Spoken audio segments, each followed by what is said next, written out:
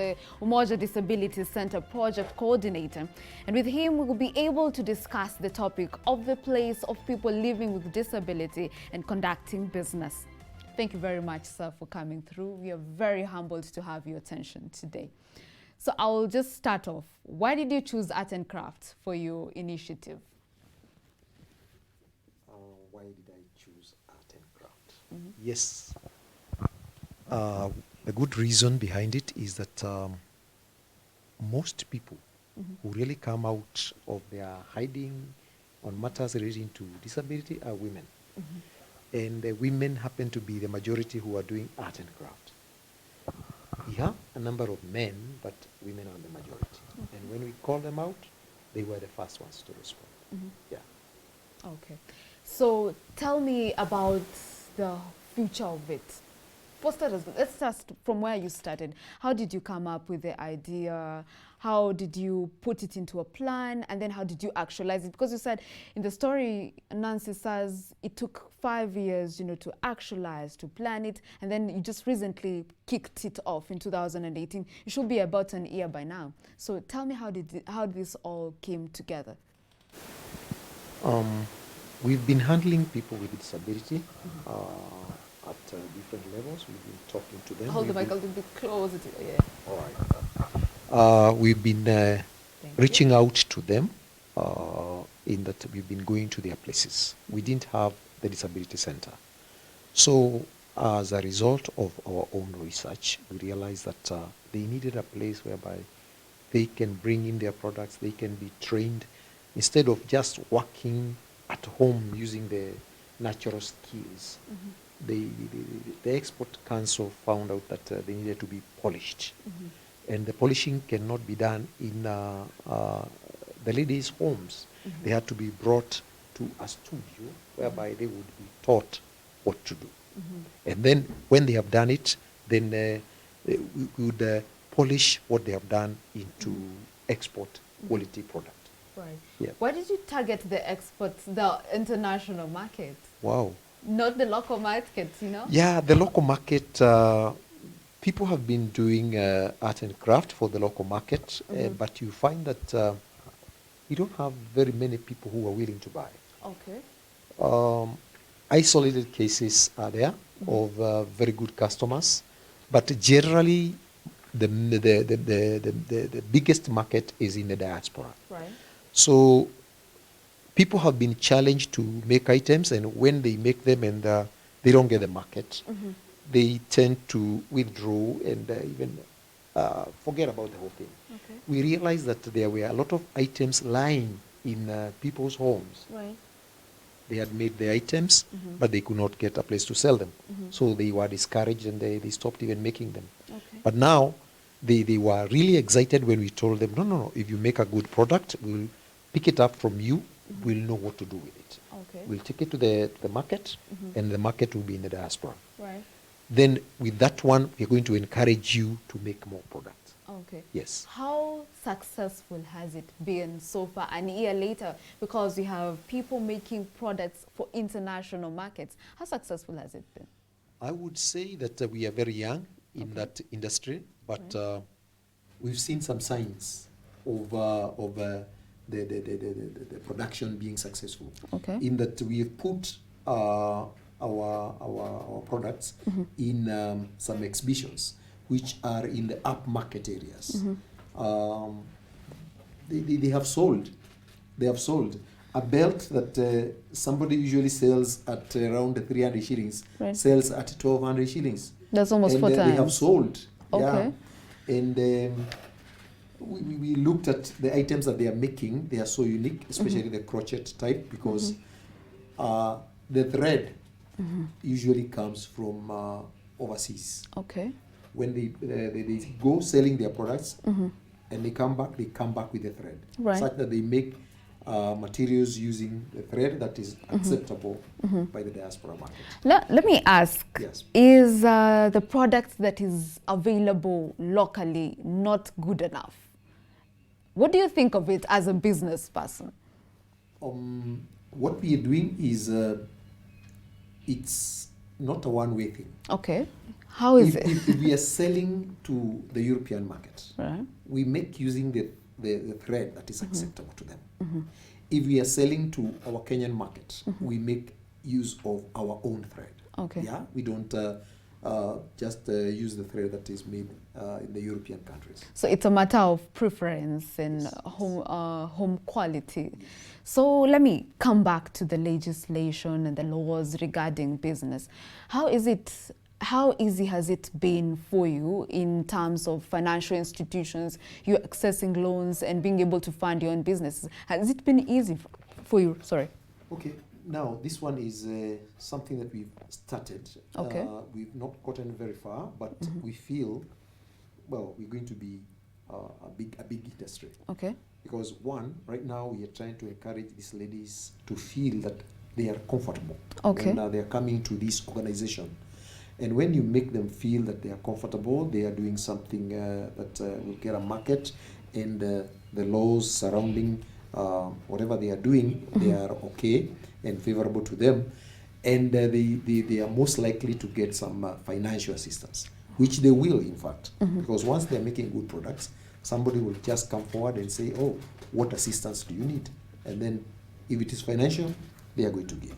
If it's materials, they're going to give. Okay. Yes. That brings me to the question I should have asked first. How did you get the funds to start this initiative and actually run it an year later? Because not many businesses right now get to their first birthday. Okay. Now, these members have been making these products for quite a number of years. Okay. In their own homes. Okay. And then selling in the local market. So when we walked into their lives and told them, okay, we can help you with the products, they were really excited. So it was just a matter of pulling out the stocks that they had in their houses and making in new stocks, and then we found ourselves that we are comfortable. Okay. Yeah.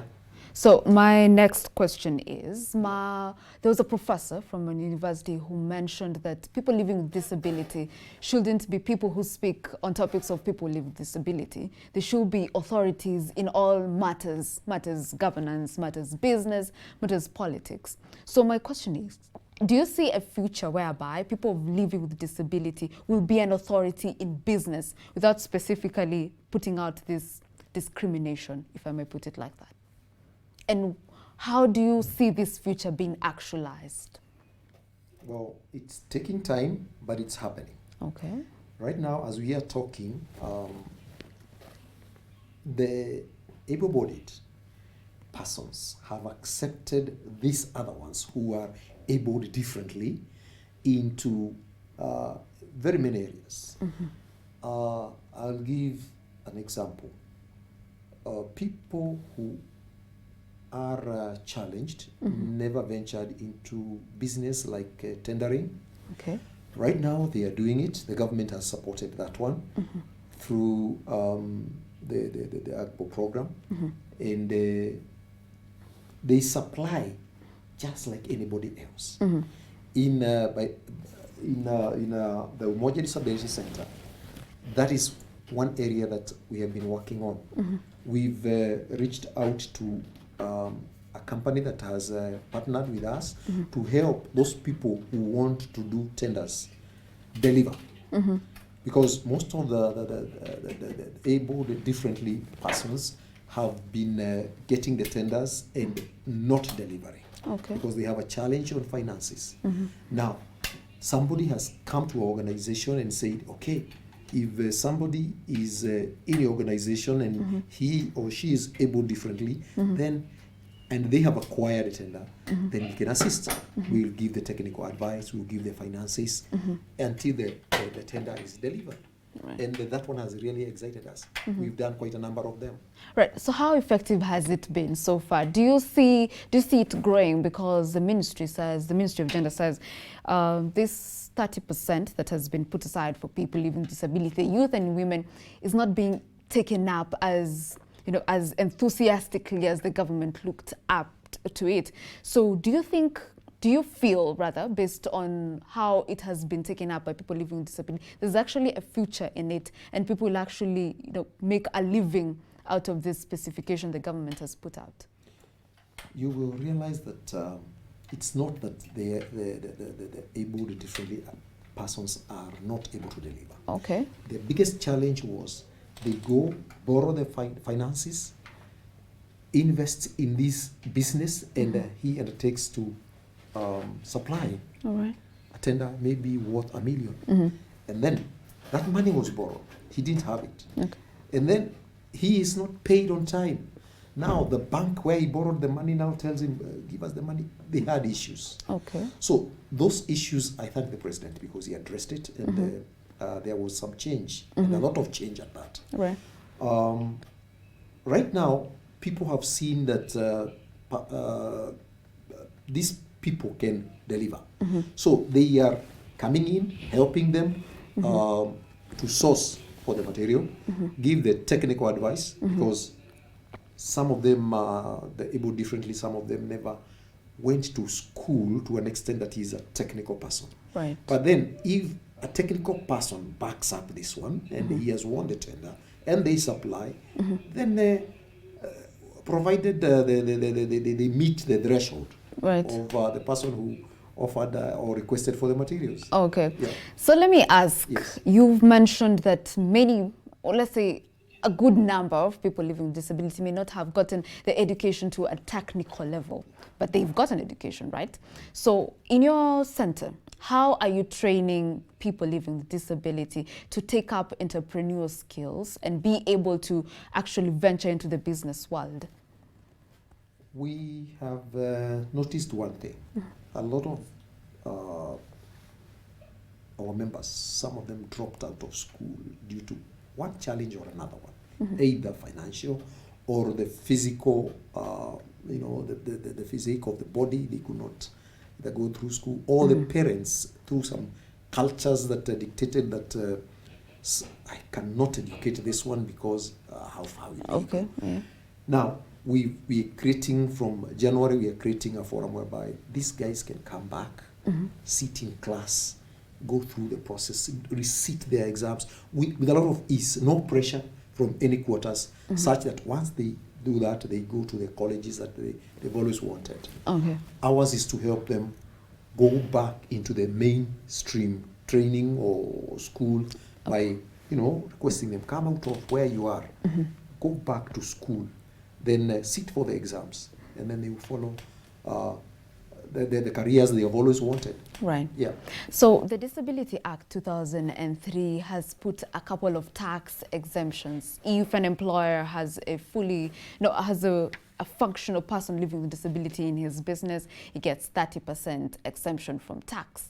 If a person living with disability gets into the import and export business, they actually don't pay a number of taxes. Is this something that is being taken up in the business world? Yes, it is. Yes, it is. But to a certain extent, you would say that it's not fully utilized. Why? Why do you say that? Maybe if it's 5% employment, and we don't meet the threshold according to our company, we have not employed the 5%. The other company has not done the same. But you realize that not that they don't need the employees, they need them. But there are a lot of questions. Are they compliant with the Disability Act, they themselves? If they need my services and I'm working on a third floor and there's no lift, what do I do? I'll have to keep off the job. Okay. I am qualified, but I'll keep off because they don't have the facility. Now, they'll even keep me off in the first place before I keep off. They will keep me off because they would want to employ somebody who is able-bodied. Right. Yeah. So you feel there's some sort of struggle to live up to the 5%, even if there's the exemptions and the incentives to sort of, encourage people living with disability to be employed in the informal and informal sector? Yes. There is, I would say that to a certain extent, people living with disability are discriminated on by employers. In that you'll find that somebody has gone through school, university, and they have qualified like the other person, but they opt to employ the able-bodied and leave out this other one. Why? He has a lot of demands. Okay. This one has no no demands. Yeah. So what will be your suggestion, especially business-wise, leave the employment part, business-wise, for someone living with disability, for them to venture into this business and actually make a livelihood for themselves?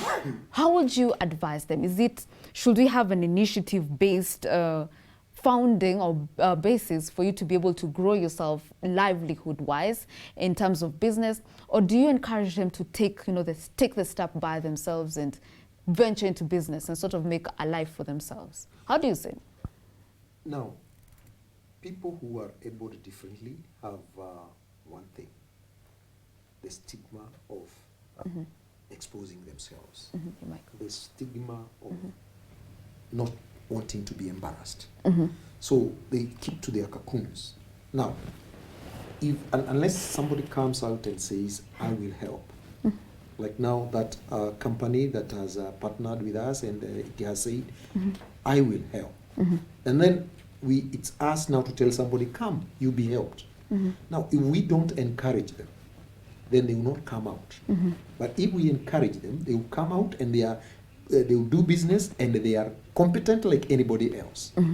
Because they have the right minds, they have gone through school, and they are very, very creative. There is the children suffering from CP. Okay. CP. CP. You may think that child is just can't do anything. Right. Wait until you see them performing on their own. That's when you wonder, how did this one manage to do this? Right. When you start asking yourself those questions, know that they have done something unique that you don't get from ordinary people. Right. Yeah. So what is your parting shot? And then before your parting shot, I'd like to ask, what is the future you see for Umoja Disability Center in the next 5 years in terms of business and bringing people living with disability with some sort of future, but in business? We are training them. Okay. So as we train them, they'll go places.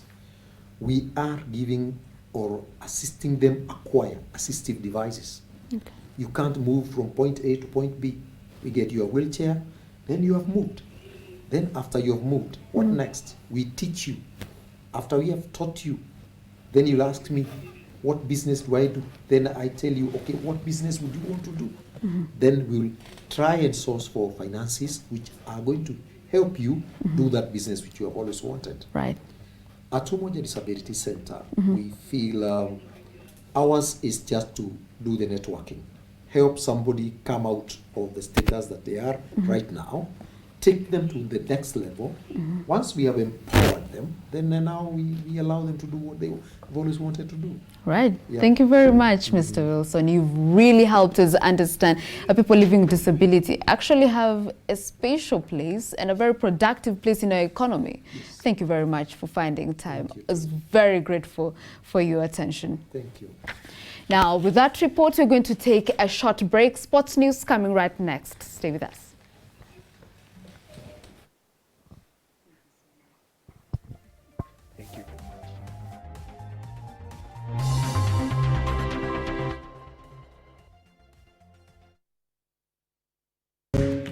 I'm in love with the shape of you.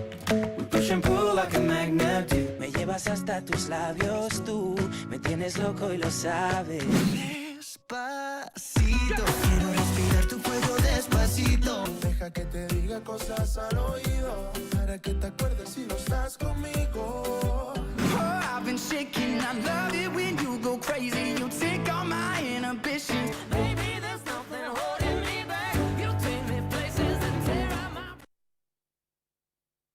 Panari Group offers an oasis of serenity, wonderful views and tranquility with well-equipped facilities such